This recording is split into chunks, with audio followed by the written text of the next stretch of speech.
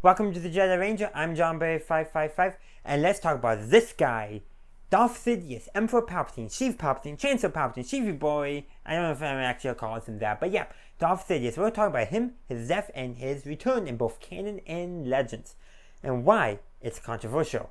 So it's actually, I think, pretty safe to say the Chosen One prophecy. No, seriously, the prophecy states that Anakin will kill the Sith and them, and he does, and then Palpatine comes back. Oopsie.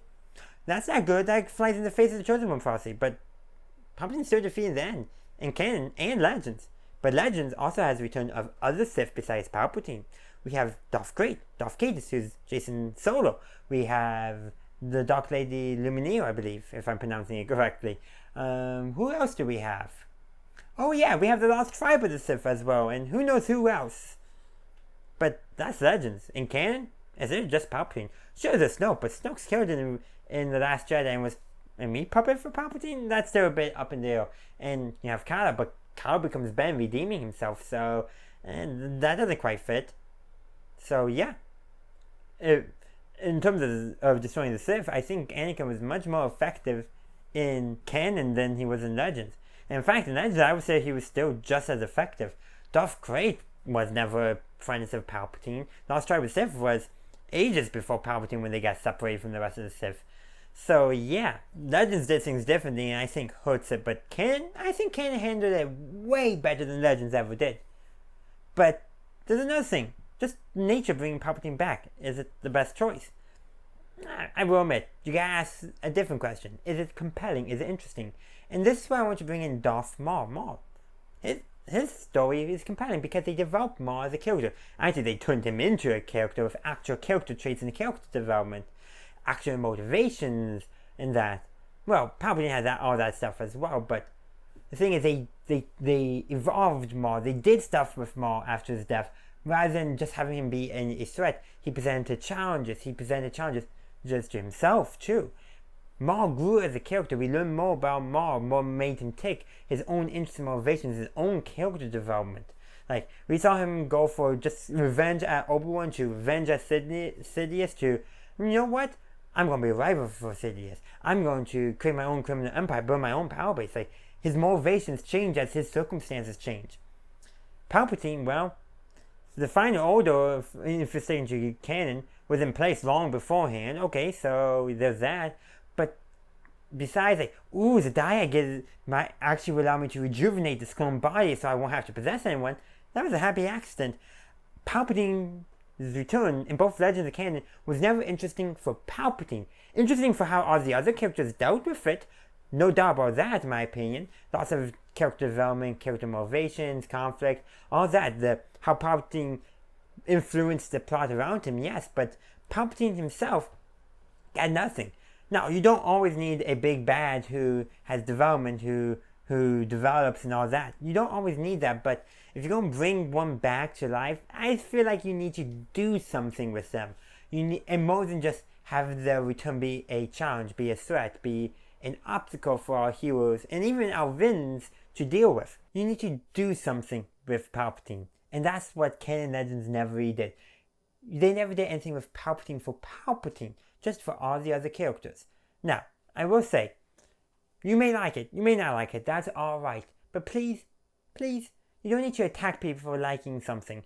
And for all the faults of Rise of Skywalker, could have done with a couple more pacing looks over, maybe a few other things, maybe for Carrie Fisher passed, and maybe somebody other than J.J. Abrams. There's a lot of stuff we can debate. But one thing you cannot debate is Ewan McDermott's performance, because he, I think, did an excellent job with what he was given, and he certainly played up Palpatine to the fullest. There's no way I will accept any complaints about his performance, because that is one of the best things about The Rise of Skywalker, Ewan McDermott's performance as Palpatine. He just did it very well, hit it out of the park, as he normally does with that character. Like I said, his performance is never the problem. There's other problems with Rise of Skywalker. I do like the film, I will admit. Do I acknowledge that it's weak, that it has problems, that I could have probably done with a couple more revisions? Certainly. But I wouldn't call it atrocious. I wouldn't call Palpatine's return terrible. Again, I wasn't a big fan of Legends, but it's alright. It happened. It's just, They could have done something with Palpatine, you know. And maybe it would have worked better if they introduced Palpatine earlier on. Maybe, who knows. But all I want to say is that the reason why Palpatine's death I think is controversial is because Chosen One Prophecy and in both canon legends they never did anything for Palpatine, only the other characters around him. And I think for bringing back any character, you need to do something with that character for the character.